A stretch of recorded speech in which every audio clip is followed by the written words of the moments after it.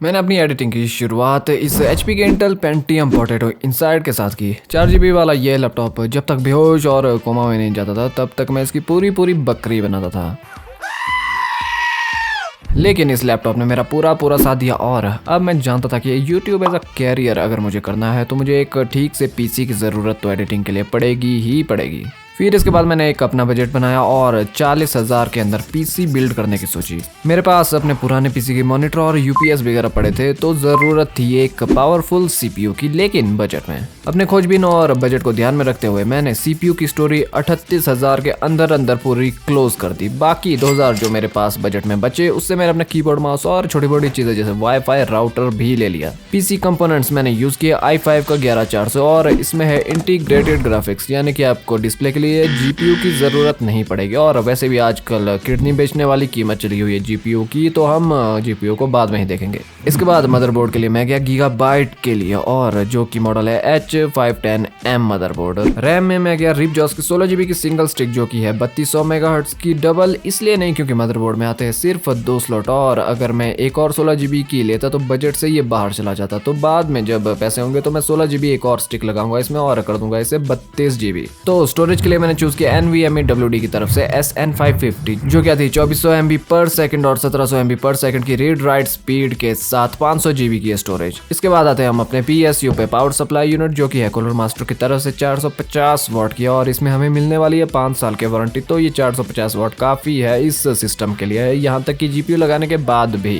तो PC cabinet की तरफ आए तो एंटी स्पोर्ट की तरफ से 511 MT मैंने यहाँ चूज किया है। तो कुल मिलाकर इस तरीके से ये कुछ प्राइस मुझे ये पड़ा है। अगर पार्ट्स की बात है तो पार्ट्स मैंने वहां से लिए जहां से मुझे जो चीजें सस्ते पड़ी। कुछ हो गई अमेजोन से, कुछ फिर मैंने उठाए MD कंप्यूटर से और कुछ पार्ट्स आ गए मेरे वेदांत से। तो मुझे जहां से जो चीज सस्ती पड़ी वहां से मैंने ये सारी उठाई पैसे बचाने के लिए, क्योंकि पैसा बचाओ अभियान मेरे लिए सबसे जरूरी था। PC के सारे अंग पुर्जे मैंने खुद से जोड़े और PC बिल्ड पूरा किया। इसके साथ ऑन करने की बारी आई तो बेशक ये ऑन हुआ और उसके बाद मैंने इसमें की Windows 10 इंस्टॉल और इस समय अगर मैं देखूं तो मैंने Windows 11 में अपग्रेड PC किया हुआ है। i5 11400 से जैसी मैं परफॉर्मेंस चाहता था वैसी ये बेशक इसने निकाल के मुझे दी। और मेरे केस में जो मेरी मेन यूजेज है वो आती है मेरी प्रीमियर प्रो की, आफ्टर इफेक्ट्स की और फोटोशॉप की, मतलब कि एडिटिंग वाली जो भी चीज़ है वो मेरे लिए सबसे मेन आती है मेरे यूजेज के लिए। अब जब एडिटिंग की बात हो ही रही है तो मैं इस PC में 4K तक एडिटिंग कर सकता हूँ अगर 4K सिंपल रही तो। और जो कि फिलहाल मैं एडिटिंग करता हूँ वो है 1080p पर, जैसे कि ये वीडियो भी 1080p पर ही मैंने इसी में तैयार की है। 1080p पर मैंने इसमें हैवी एडिटिंग भी करके देखी और जिस समय ये थोड़ा सा प्लेबैक टाइम पर फ्रीज होता तो उस समय मैं फुल से 1/4 पर कर देता हूँ इसका जो है प्लेबैक रेजोल्यूशन और उस समय ये स्मूथ चलता। अगर फिर भी लगे कि ये थोड़ा सा झिझक रहा है तो मैं उसे कर देता हूँ रेंडर। हो गया आपका पूरा काम। तो मैं कह सकता हूँ कि 1080p पर आप जैसी मर्जी चाहे वैसी इसमें एडिटिंग कर सकते हैं, वो भी C के इंटीग्रेटेड ग्राफिक कार्ड के साथ। बाकी अगर 4K एडिटिंग के बारे में मैं कहूँ तो हाँ, शायद मैंने अब तक ट्राई तो नहीं किया लेकिन थोड़ी सी इसमें दिक्कत ये देगा, हल्की सी, बहुत ज्यादा नहीं। अगर मैं बोलूँ कि आप कर सकते तो हाँ बेशक आप इसमें 4K एडिटिंग कर सकते हैं, बस थोड़ी सी आपको प्रॉब्लम होगी। लेकिन अगर ग्राफिक कार्ड हम लगा लेते हैं इसके बाद तब तो आप चाहे जो मर्जी इसके ऊपर फेंके ये सब कुछ सह लेगा, चाहे 4K एडिटिंग हो चाहे फिर 1080p, वो भी हैवी से हैवी। बाकी रेंडरिंग टाइम वगैरह मैं आपको पूरा कैलकुलेट नहीं बता सकता क्योंकि ये डिपेंड करता है आपकी क्लिप पर, आपने कितने इफेक्ट्स कितनी लेयर्स वगैरह चढ़ाई है, ये काफी चीजें मैटर करती है अगर हम रेंडरिंग टाइम देखें तो। लेकिन रेंडरिंग टाइम के हिसाब से CPU अपना पूरा काम करता है। ये वीडियोस जैसे कि मेरी 25 मिनट 30 मिनट के अंदर रेंडर हो जाती है, लेकिन अगर मैं GPU लगाता तो आप मान सकते हैं कि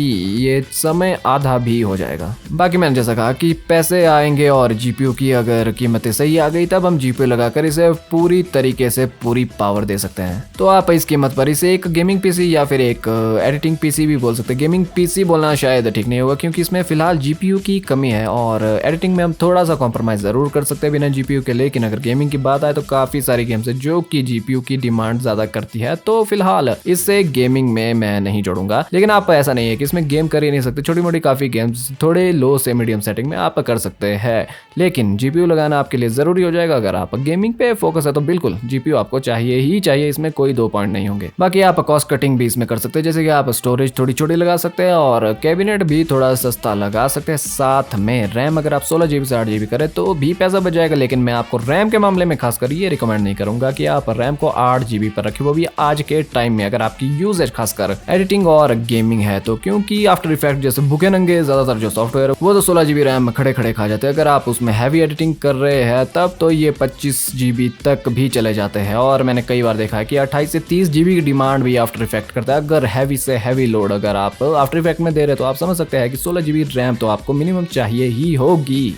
इसीलिए शुरू में आप 16 GB रैम तो इसमें ज़रूर रखें, बाकी जब पैसे आ जाएंगे तो आप 32 GB कर सकते हैं। अगर आप एडिटिंग के मामले में पीसी चाहते हैं तो बेशक आपको 32 GB मैं बोलूँ अगर तो जाना ज़रूरी है। साथ में एक GPU और 32 GB रैम अगर आ गई आपकी तो आपका पीसी हो गया फुली पावरफुल तैयार। आपकी गेमिंग करो चाहे एडिटिंग करो, कोई सीन नहीं है। बाकी आप कैबिनेट 511 जैसे मैंने लगाया तो इसमें थोड़ा सस्ता लगा सकते हैं। इसमें आप 1000, 15, 1200 भी अगर आपने बचा लिए तो उस पैसे कहीं आप और जगह भी लगा सकते हैं। और अगर आपका पैसा थोड़ा कम, आपका बजट थोड़ा कम हो रहा है तो आप बचा भी सकते हैं। बाकी स्टोरेज में मैंने जैसे 500 GB की लगाई है NVMe, तो हमेशा ध्यान रखिएगा कि एक फास्टर NVMe या फिर SSD लगाना आपके लिए काफी जरूरी है। HDD सिर्फ स्टोरेज के लिए रखे, बाकी जो ऑपरेटिंग सिस्टम आपका उसके लिए आज की डेट में तो आपको चाहिए ही चाहिए SSD या NVMe, क्योंकि प्राइस अगर आपका थोड़ा सा आप बचाना चाहते तो आप SSD में जाइए। अदरवाइज अगर आपका बजट पूरा है ठीक है तो आप NVMe में जाएं आराम से, तो इसमें आपको ज्यादा बेटर स्पीड भी मिलेगी SSD के मुकाबले में, क्योंकि ये इस कीमत पर देती है आपको बेटर स्पीड अगर हम इसे कंपेयर करें एक SSD से। बाकी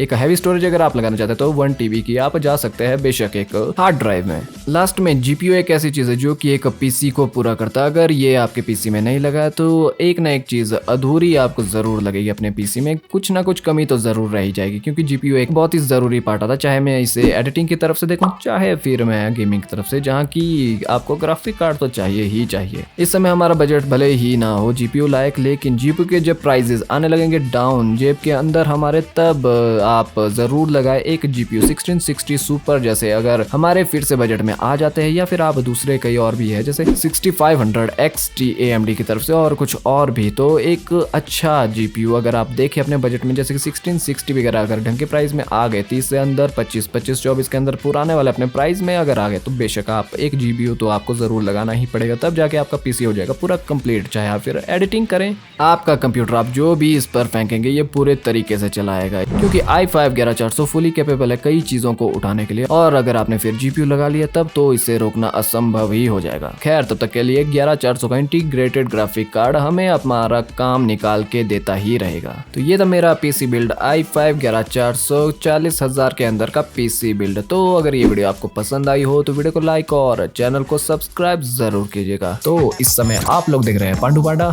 और मैं मिलता हूँ अब अपनी नेक्स्ट वीडियो में।